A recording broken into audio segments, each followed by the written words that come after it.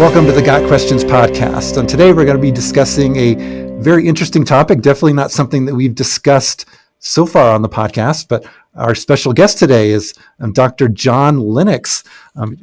John Lennox is a professor of mathematics at the University of Oxford, a fellow in mathematics and the philosophy of science, and a pastoral advisor at Green Templeton College in Oxford.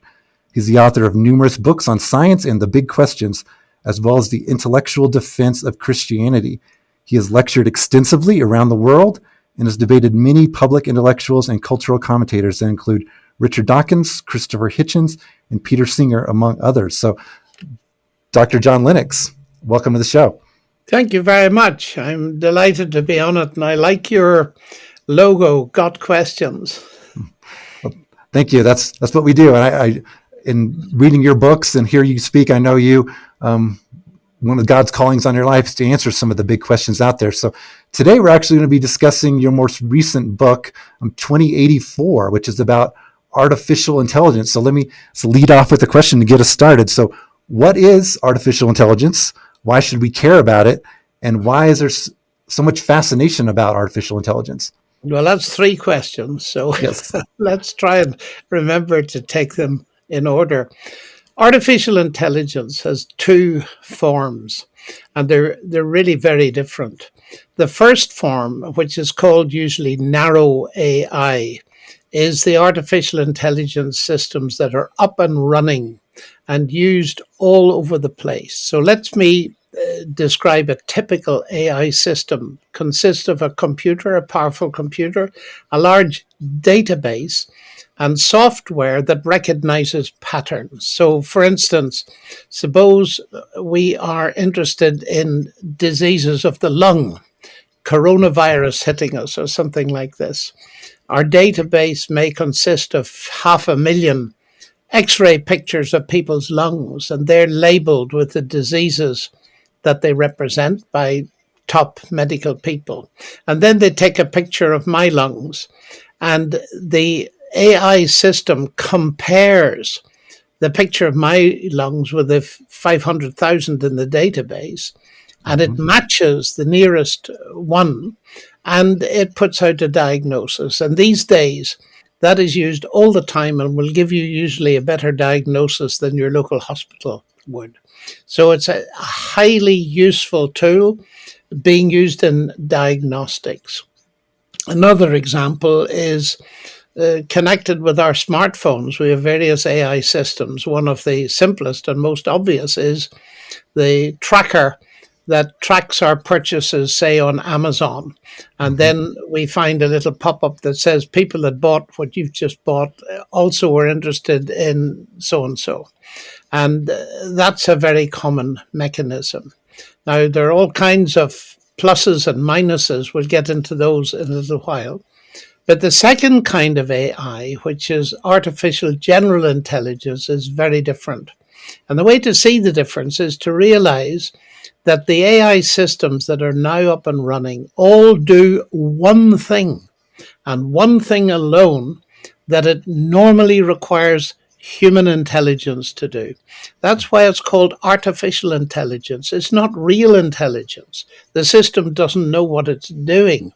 It simulates intelligence, doing something that it normally takes human intelligence to do. One thing. Now, AGI is the aim, because it's not been achieved yet, to produce a system that will do anything that a human intelligence can do, but much quicker and much better. And there are two directions in AGI research. The first is to take existing human intelligence and enhance it either by biological engineering, by drugs, or by cyborg inserts, that is, combining humans with technology. That's one aim. So that's aiming for a human superintelligence, so a human with add-ons. The other way is to get rid of the biological dependence and start with material like silicon. And it's in that area we hear of people, futuristic notions of designing systems where we'll be able to upload the contents of our brain and we live forever and all that kind of thing. Now, artificial general intelligence, as you can immediately realize, is a playground for science fiction writers. But we have to take it seriously because some of the leading thinkers on our planet are taking it seriously. And some of the scenarios that they have developed are not at all encouraging. And so it's something that we do need to think about. But we need to remember that for all the talk by people like Ray Kurzweil, who's a pioneer in this area of the singularity, that is the time when the machines will take over, so to speak, all talk, every time I read about it, it's always at least 30 to 50 years in the future. So we're not there yet.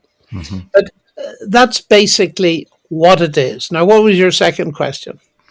So why should we care? And question 3, like, why the fascination with it? Well, fascination, of course, with technology, and there's increased fascination when the technology turns out to be immensely powerful. And we're thinking now of a $1 trillion business, actually. There's a huge amount of money being poured into this. And we should care because it has huge implications for the way we live. And we'll see that there are ethical downsides to it, which means we need to care in 2 directions. One, care because there are developments that are very positive, like the one I mentioned, and care because there are developments that invade our privacy and are very negative. So there's every reason for people in general to care, and for Christians in particular to care, because particularly with the AGI scenarios, it impacts on our concept of what a human being is, because some of the research is geared to altering human beings. So that's my brief answer to your question. Sure. So you mentioned earlier that we're not there yet. So where exactly are we in the development of AGI, and what's your viewpoint on how far are we away from actually achieving some of the things that they're aiming for? Well, I don't claim to be a prophet, and asking a question of where we are would involve, in a sense, of knowing exactly where we're going to be, and we don't know answer to those questions. But what we know is that the technology is powering ahead. If you follow on any news server the news and artificial intelligence, there are dozens of articles every day, and we're powering ahead in various areas, in medicine, in face recognition and its use in the criminal setting, and for other reasons which we'll explore in a moment, in medicine, in consumer tracking, and all that kind of thing. And it's outpacing our ability to think. And in particular, as many people have noticed, the AI is developing so rapidly that it is developing much more rapidly than the ethics needed to control it. And that raises questions itself. But how far away we are from these landmark ideas like singularities, I just wouldn't have any idea, because there are very different opinions about it. Some feel it's just around the corner. Others feel it isn't. And what I see is a massive question, and here it is. You see, Alan Turing, the genius that solved the problem of the Enigma machine and shortened World War II, he saw a day when perhaps the machines, as he thought, would take over. But he realized, and many other people have realized afterwards, that we could perhaps construct machines that would do the tasks that human intelligence normally was required for, but without them being conscious. Now, here's a very interesting area to me, because in humans, God, I believe, has created intelligence connected with consciousness. But since nobody knows from a scientific perspective what consciousness is, then the whole idea that we're going to create a conscious entity, a conscious machine, I think is off the scale at the moment, simply because we don't even know what we would be trying to create. Mm-hmm. So I would be very cautious. And there are leading thinkers, philosophers, medics, and scientists in the world who would urge a word of caution. Other people are cautious for other reasons because they're afraid of what we might develop. But that's another story. Yeah. So having grown up in my generation, it seemed like every movie that would come out that involved intelligence, machines becoming self-aware, the singularity, the omega point, or whatever you wanted to call it. The next step is the machines deciding to kill all the human beings. So whether it's the Terminator franchise or the Matrix, or even most recently the Avengers Ultron movie, where as soon as the machines become self-aware, things go very poorly for humanity. So are you a techno optimist or a techno pessimist? Well, I'm both actually, Mm-hmm. depending on what we're thinking about. And you're quite right. It's very interesting noticing scenarios, not that come from films, although many of the film scenarios come from science fiction. Yeah. And science fiction tends to be attached to science. But take a genuine scientist like Max Tegmark of Princeton. It's very interesting. He lists a whole lot of scenarios in his book Life 3.0, and most of them have a negative attitude towards humanity. And Stephen Hawking, the late Stephen Hawking, a brilliant physicist, he said the problem with artificial intelligence in this sense is competence. It would be so much more competent than human beings. And he said, fine, if whatever its ethics are, if that makes sense, are in line with ours, well, we may be okay. But what happens if it doesn't? Then we're in serious trouble. Mm-hmm. And some people have even suggested that if we ever make an ultra intelligent machine, which by definition will be able to make everything else in the future, it'll probably be the last act of humanity. And there are various negative scenarios. C.S. Lewis saw it brilliantly years ago. And I'm old enough to have listened to him lecture in Cambridge all those years ago. In his book, That Hideous Strength, the final book of his trilogy. Why I would be pessimistic in one sense is because the Bible itself is not neutral on this issue. And the book of Revelation, combined with the plain, straightforward statements of Paul, indicate that in the end times, whenever they shall be, there will be a world government, and it will be led by an entity, whatever it is, but Revelation indicates it's a human being, but with extraordinary powers. And it's very interesting, and I mention this in my book, that Tegmark, the thing he concentrates on most, that is his scenario that he gives maximum exposure to, is of a world government called Prometheus. And this government effectively controls the economy of the planet by forcing everybody to wear a bracelet that if you don't obey the government, it injects you with a lethal poison and you die. Now, the book of Revelation is something very similar, and that is a mark that is on a person's forehead and is an identification mark. And of course, we are moving towards that very rapidly. I have a smartphone that uses facial recognition to recognize my face. I've got a unique marking, so to speak. So I believe, and this is what I often say to people, look, if you're prepared to think and take seriously scenarios like the ones you mentioned coming out of those films or Max Tegmark scenarios, then I would ask you, before you dismiss Christianity, to have a look at the scenario that it sets forward. Mm-hmm. Because we need to take that, I believe, very seriously, because as distinct from the AGI scenarios of the science fiction people, the biblical scenario has far more evidence going for it. Mm-hmm. So what makes us human? I really enjoyed your discussion in 2084 of this conversation, and why does it matter in relation to artificial intelligence? Well, I think the dignity of human beings is conveyed in a statement that Jordan Peterson, in a lecture on the book of Genesis, said was the foundation of Western values and civilization.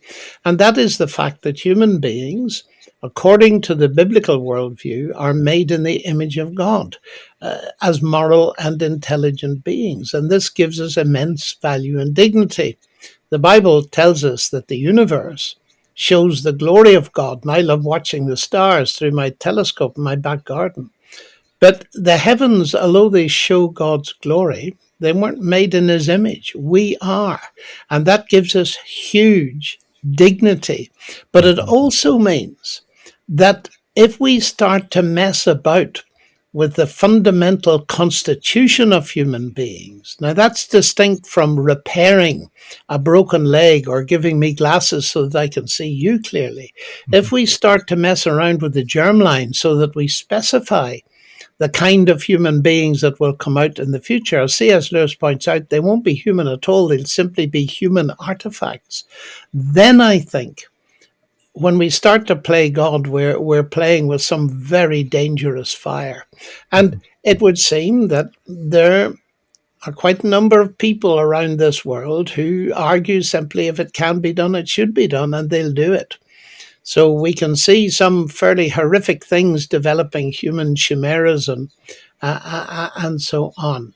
So it seems to me that in this whole debate, it is very important for Christians to be totally comfortable with the biblical worldview. And I always say one thing that we often have forgotten is how human beings are so special that God could become one. Because the central statement, the central claim of Christianity is that God became human. The Word became flesh and dwelt among us. Now, if humans are that special, we need to be very careful what we do to them. Mm-hmm. And that ought to be a basic line we shouldn't cross ethically. Yeah. So aside from the implication is artificial intelligence mixing with humanity and so forth, what are some of the other moral and ethical dilemmas that you anticipate or that you even see happening now that Christians need to be aware of on this issue? Oh, we all can see them now. For example, let's take one example with two applications: facial recognition or human body movement recognition, because these cameras now are so sophisticated they can recognize you from the way you move, and so they can tell you from behind and not simply in front. Now, facial recognition technology is clearly very useful to a police force to pick out terrorists in a baseball crowd. But unfortunately, it's being used by certain regimes in the world to persecute minorities, and particularly, as far as we understand, among the Uyghur population in China, it has reached an incredible degree of suppression. And that is a very scary development, especially when you read expert commentators on China saying, just remember, you folks in the West, that all the technology needed to do this is already in the West, and some people are calling for it to be used more widely. And the point they make is the only difference between East and West is that in the West, it is not yet under full state control. So there's that. I often call that, in the book, I called it surveillance communism, but then there's a surveillance capitalism. And all of us, and here we voluntarily wear our smartphone trackers that are following all we do and maybe following all we say. And all that information that we feed into them is being stored. And what many of us do not realize, it is being sold without our permission to third parties, to huge corporations. And that is what is called surveillance capitalism. And there's a book with that title by a brilliant MIT retired professor, Shoshana Zuboff. And it has come to the attention of some of the world's leading thinkers who say that it's one of the most important books that are recently have been written. So there are two sides: intrusion of privacy and giving us security. And the dilemma that many people and governments are up against: how much are we prepared to allow our privacy to be invaded in order to assure our security? And this, of course, is going to be a running sore for a very long time, and an increasing sore for a long time to come. So there are pluses and there are minuses, which is why I think we need to have, especially thoughtful Christians who are science nerds or buffins going into this field, to develop the good stuff, but also to know the subject from inside so that they can comment intelligently on developing the ethics necessary. This is not an area to keep out of. It's an area to get into, but doing it in the right way. Mm-hmm.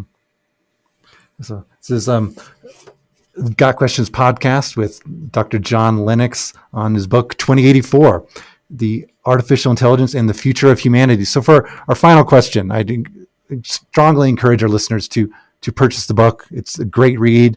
It's amazing how you transition in the book from discussing the issues we have to a more biblical focus at the end. So my final question to you, how does our aims with AI pale in comparison to what God has already accomplished through Christ? Well, that's a very important question. And what it hints at is that there's an irony about all these developments. Take, for example, a world best-selling book, Homo Deus, by Yuval Noah Harari, an Israeli historian. He's not a scientist, but he's grasped worldwide attention by his book Homo Deus, which is Latin for the man who is God, or a God-man.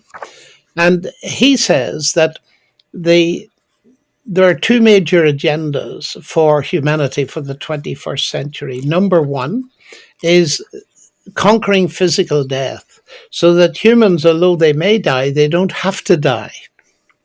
He says death is simply a technical problem, and it will have a technical solution. The second thing is to enhance human happiness.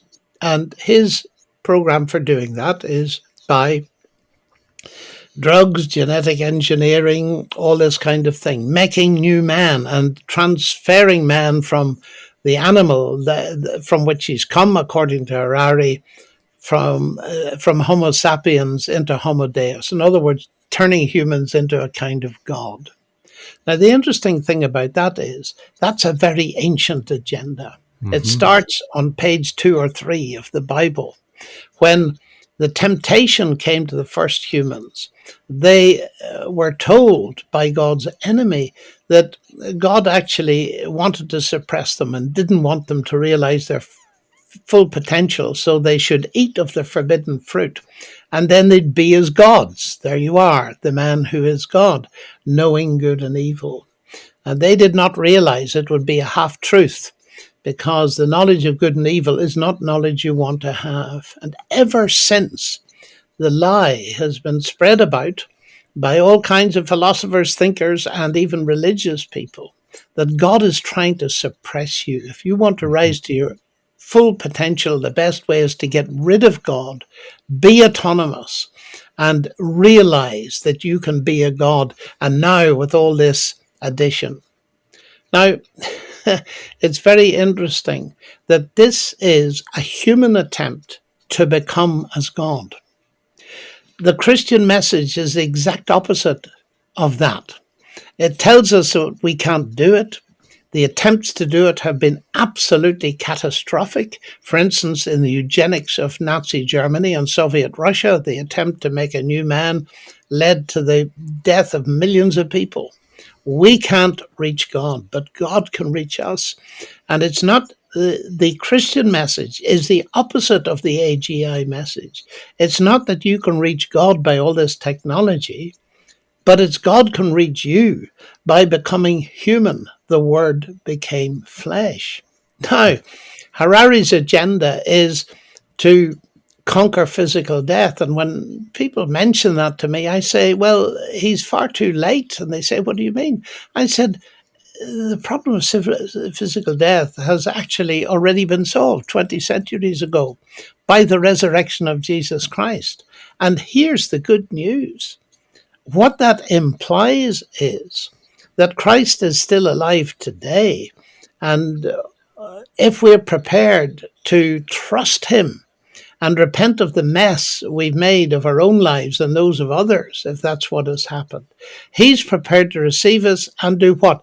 Give us what the Bible calls eternal life, a new life and a new power that will survive death. His resurrection guarantees the resurrection of the believer. So as I speak to you on this podcast, I am utterly sure that one day, if I die in the meantime, because I believe that Christ will return at some stage, if I die in the meantime, I will be raised from the dead. I don't have to go into a cryogenic freezing chamber and wait in the hope that someone will be able to upload my brains. All these things are so speculative, but I believe in the Christian message because there's powerful evidence for it, in which I've argued in many of my books, videos, and all this kind of thing, and we can't do today. But as a scientist and as a Christian believer, I'm utterly convinced that Christ has the solution to the problem of physical death and to the ultimate enhancement. Because when he returns and raises believers from the dead, this will be the ultimate upload. And when I realized that here in Scripture is the true version of what is parody and artificial intelligence, I sensed that I had something to say to the Christian community to encourage them that they have something to say into this world where AI is a major buzzword. Yeah. So, again, John, thank you for being on the show today. It's a privilege. It's an honor. I've read many of your books and watched countless videos. Some of your debates with some of the prominent atheists have been hugely impactful for me and the ministry at Got Questions and helping equip us to know how to answer some of these objections. So I will include links to videos, your books, and so forth on the show notes for this episode, also at the description on when we publish this on YouTube, and then also at podcast.gotquestions.org. So I just wanted to close by reading the final paragraph of 2084, where it says, "The wonder is that we can, if we desire, become part of this unending story and live in eternal fellowship with the infinitely intelligent and compassionate Savior, Jesus Christ the Lord. Nothing artificial can compare with that reality." So, Dr. Lennox, it's been great having you on the show. I truly appreciate your time today. Thank you very much indeed. And God bless you and guide you to what he has next for you. So this has been the Got Questions podcast. Got questions? The Bible has answers, and we'll help you find them.